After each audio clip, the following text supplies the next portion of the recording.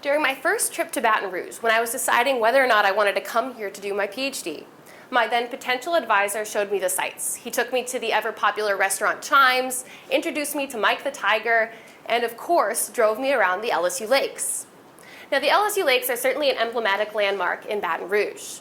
Between paddle boarding, Halloween parades, and Mardi Gras flamingos, to the yearly arrival of the white pelican flocks, we certainly love our lakes.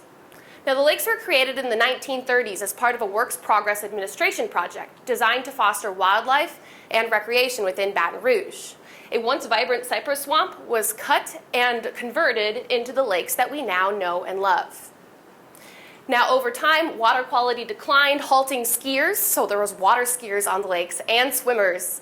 Furthermore, decreased water clarity and low oxygen conditions led to recurring fish kills. By the late 1970s, these problems were so severe that the community had to take action. They spent over $1.5 million to restore the LSU Lakes, but these were very short-term restoration, and within 10 years, the lakes had returned to their former state. Furthermore, the crews had forgotten that there were remnant cypress trees on the bottom of the lakes, which added a ton of time and money to the restoration project.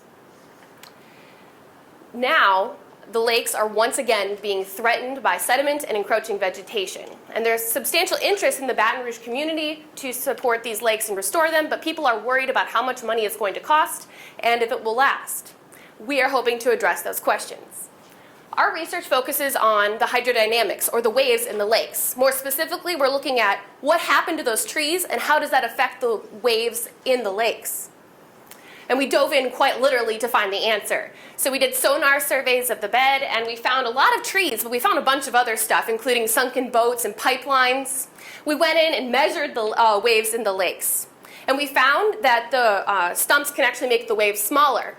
So if we remove the stumps, the waves could actually get bigger and provide more erosive action on the lake edges.